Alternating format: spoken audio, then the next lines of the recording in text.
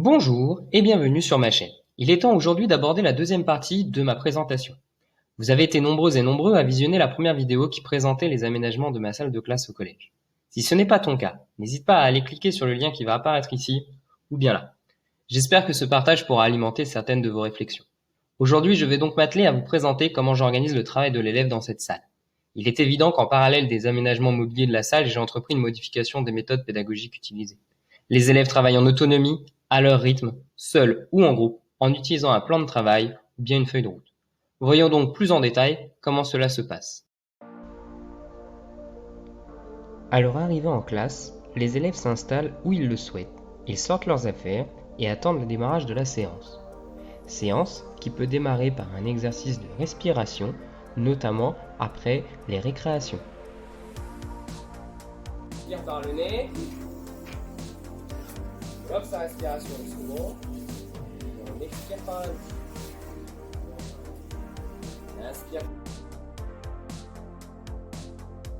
Les élèves utilisent un plan de travail pour organiser les tâches qu'ils doivent réaliser.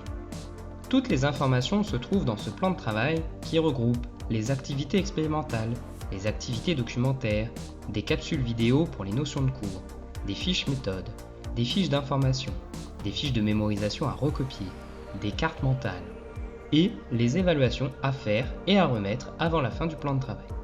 En effet, les évaluations sont utilisées comme outils d'apprentissage. Les élèves peuvent donc y avoir accès dès le début du plan de travail et tenter ces évaluations dès qu'ils pensent pouvoir y arriver.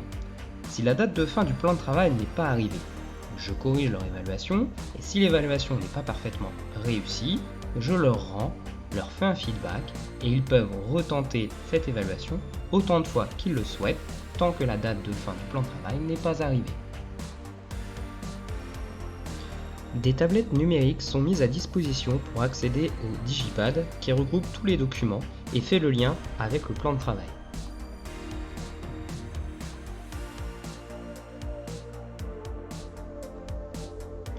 Les élèves peuvent apporter et utiliser leur PC portable fourni par le conseil départemental.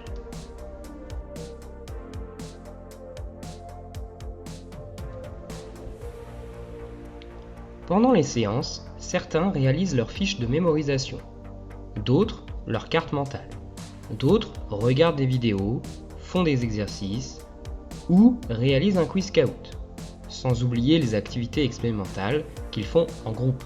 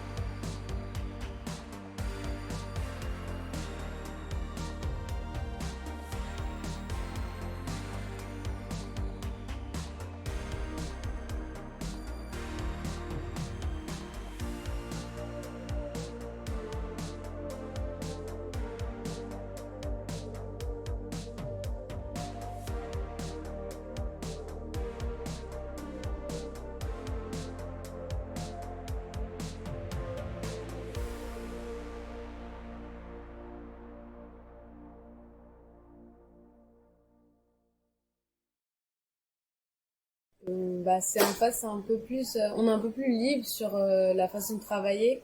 On commence par ce qu'on veut et on finit par ce qu'on veut. Du coup, c'est un peu plus, on a plus envie de travailler que recopier tout le temps enfin, recopier ce qu'on écrit. Parce que c'est plus compliqué d'assimiler si on recopie juste que si on le, comment?